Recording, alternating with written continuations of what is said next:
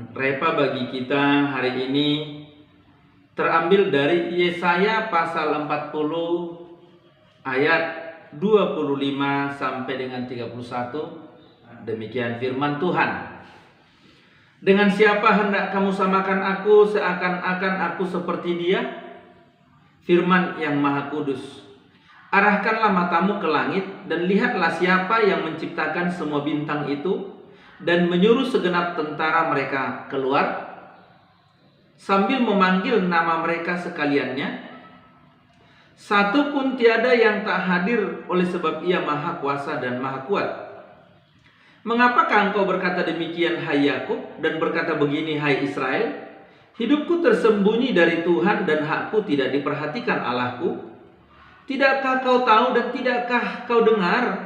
Tuhan ialah Allah kekal yang menciptakan bumi dari ujung ke ujung. Ia tidak menjadi lelah dan tidak menjadi lesu, tidak terduga pengertiannya. Dia memberi kekuatan kepada yang lelah dan menambah semangat kepada yang tiada berdaya.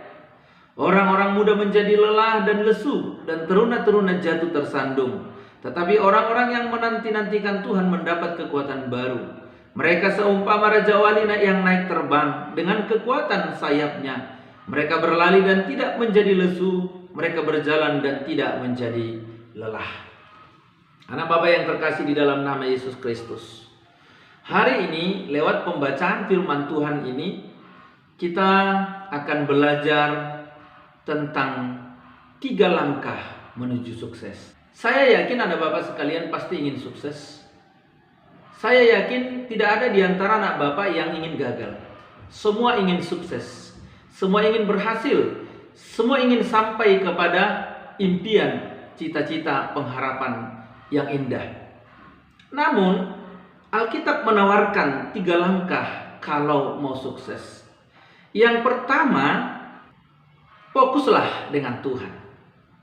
Kalau anak Bapak mau sukses, yang pertama yang harus kita lakukan adalah harus fokus kepada Tuhan. Dikatakan di sana, lihat ke langit, lihat di sekelilingmu, lihat ke langit, lihat alam semesta ini. Tuhanlah yang membuat itu, Tuhanlah pemilik semuanya. Untuk memberitahu begini, untuk sukses kita butuh pertolongan. Untuk sukses kita butuh peran di luar dari diri kita. Dan tidak lain tidak bukan, itu adalah peran Tuhan. Kalau kita mau mengandalkan peran kita saja, kita pasti gagal. Kita akan jatuh. Maka lihatlah Tuhan. Fokuslah kepada Tuhan, jangan fokus kepada yang lain. Ya, kita harus melihat kepada Tuhan supaya kita mengenal Tuhan, memahami dan mengerti akan maksud dan rancangannya, sehingga kita tidak perlu beralih kepada yang lain. Jangan tergoda dengan yang lain, jangan terpengaruh dengan yang lain, tetapi tetaplah fokus kepada Tuhan. Kenapa? Jelas, Dia pencipta hidup kita. Dia pemilik semesta. Dia yang berkuasa atas hidup kita. Dia yang berotoritas. Maka pasti dialah yang akan mengerjakan segala hal yang baik untuk membawa kita menuju sukses. Oleh karena itu, jangan biarkan hal yang lain mengganggu cara Tuhan, mengganggu pekerjaan Tuhan yang sedang membawa kita menuju sukses. Itu yang pertama. Yang kedua, langkah kedua untuk menuju sukses adalah, kalau kita baca ayat 27 sampai dengan 29, Yesaya menyampaikan kepada bangsa Israel bahwa Tuhanlah yang menciptakan, yang menjadikan langit dan bumi. Dari ujung ke ujung semua Dia kerjakan. Dan Dia tidak menjadi lelah, Dia tidak menjadi letih, Dia tidak kehilangan kekuatan. Artinya untuk memberitahu bahwa Allah yang sekarang menjadi fokus kita adalah Allah yang berkuasa, Allah yang melebihi segalanya.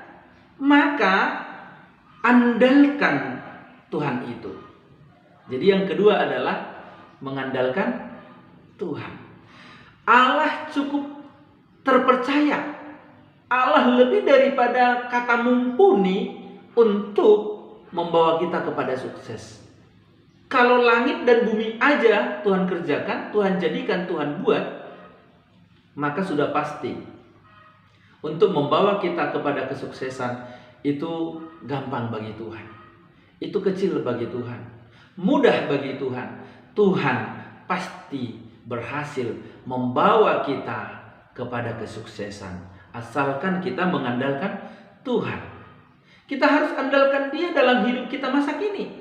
Anak Bapak sekalian, masa kini adalah masa muda, masa remaja, masa yang paling indah, gampang untuk mengambil keputusan, menggebu-gebu di dalam segala impian, cinta dan hasrat, dalam cita-cita. Maka anak Bapak sekalian, andalkan Tuhan. Andalkan Tuhan untuk menentukan pilihan cita-citamu mau jadi apa. Andalkan Tuhan untuk menetapkan apa yang menjadi impianmu. Andalkan Tuhan untuk kamu memulai meraih mimpi itu. Andalkan Tuhan dalam proses belajarmu. Andalkan Tuhan dalam proses pembentukan karaktermu. Andalkan Tuhan dalam proses untuk menjadikanmu menjadi pribadi yang luar biasa. Supaya engkau mampu melewati masa mudamu itu.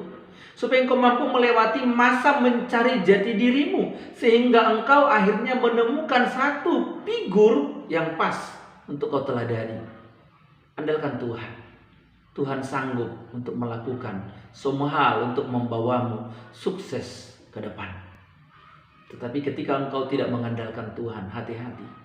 Ketika engkau salah pengandalan, ketika engkau mengandalkan kekuatan orang tuamu, kekayaan orang tuamu, hikmat orang tuamu, posisi orang tuamu, keluargamu, orang-orang di sekitarmu, apalagi kalau engkau mengandalkan roh leluhurmu, mengandalkan mungkin sesembahan orang-orang di sekitarmu, atau sesembahan daripada leluhurmu, hati-hati, engkau akan jatuh. Engkau jatuh dan tidak akan tertolong. Oleh karena itu, jangan mencoba mengandalkan yang lain. Itulah sebabnya yang pertama tadi adalah kalau mau sukses, fokusmu harus Tuhan. Maka pelajari, kenali Dia, supaya ketika engkau mengenal Dia, tidak ada lagi pikiranmu untuk mengandalkan yang lain. Sebab Allah yang menjadi fokusmu adalah Allah yang sudah teruji, Allah yang cukup mumpuni, Allah yang maha kuasa, yang benar-benar hidup, yang dapat membawamu pada sukses. Yang ketiga, ayat 31 seterusnya dikatakan, tetapi orang-orang yang menanti-nantikan Tuhan mendapat kekuatan baru. Ketika engkau fokus kepada Tuhan, mengandalkan Tuhan, maka lihat, jangan pernah menantikan pertolongan dari yang lain, tapi nantikanlah Tuhan bertindak. Kata menanti-nantikan itu berarti kamu sudah melakukan hal yang mengarahkanmu kepada apa yang Tuhan sedang persiapkan. Engkau sedang mengarahkan dirimu kepada pengharapan di mana engkau akan menemukan jawaban, di mana engkau akan sampai kepada tujuanmu. Maka kalau kau sudah fokus dengan Tuhan, kau sudah mengandalkan Tuhan, udah tunggu, Tuhan akan bertindak. Dia akan bertindak memberimu kekuatan baru. Dia akan bertindak menolongmu melewati masa-masa sulit. Dia akan bertindak memperlihatkan kepadamu jalan keluar terbaik. Dia akan bertindak memberimu hikmat untuk menentukan yang terbaik. Dia akan bertindak. Bahkan digambarkan ketika nanti Tuhan bertindak, engkau akan seperti Raja Wali. Kalau kita lihat Raja Wali ini bisa 70 sampai dengan 75 tahun. Namun dia akan melewati proses. Di usianya yang ke-40, dia masuk kepada satu pilihan, hidup atau mati.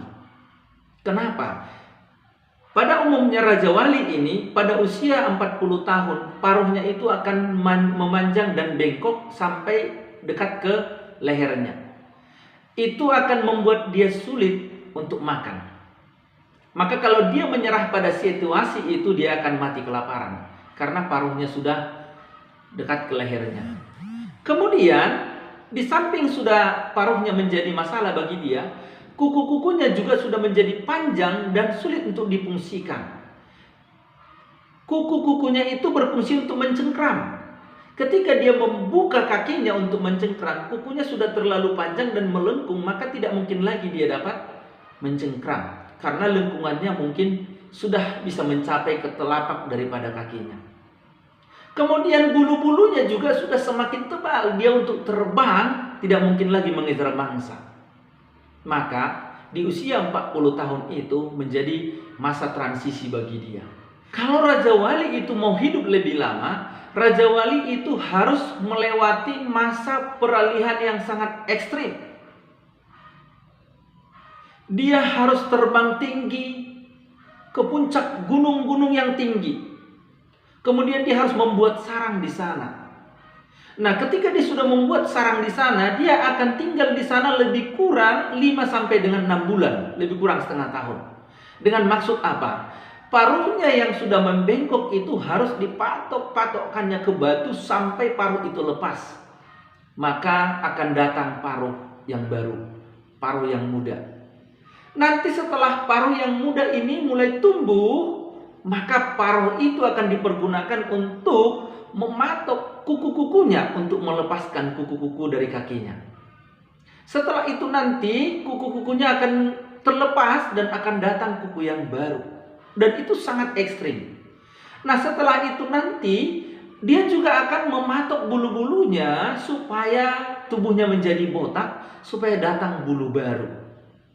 Nanti setelah itu lebih kurang 6 bulan, dia baru mulai bisa kembali terbang. Dan dia akan menjelajah kembali, maka dia akan bisa mencapai usia 35 tahun lagi. Atau semuanya nanti lebih kurang 70 tahun. Ini menjadi gambaran yang diberitahu kepada orang yang fokusnya adalah Tuhan, yang hidupnya mengandalkan Tuhan, dia akan mengalami ini. Pertolongan Tuhan, penyertaan Tuhan akan berlaku bagi orang yang demikian. Maka sudah pasti orang yang seperti ini akan sukses. Bukan saja sukses karena dia mendapat kekuatan baru, tapi sekalipun dia berlari, dia tidak akan menjadi lesu. Sekalipun dia berjalan, dia tidak akan menjadi lelah. Kenapa? Karena ada Tuhan yang menjadi fokusnya, yang menjadi pengandalannya adalah Tuhan yang dapat dipercaya, Tuhan yang hidup dan berkuasa. Amin. Tuhan Yesus yang baik, terima kasih atas kebenaran firman-Mu. Hamba berdoa untuk semua anak-anak-Mu yang mendengar, supaya mereka dimampukan untuk fokus kepada Tuhan, dimampukan untuk mengandalkan Tuhan, bahkan dimampukan untuk menantikan Tuhan bertindak, sehingga mereka melihat dan mengalami, merasakan sukses yang datangnya daripada Tuhan. Amin.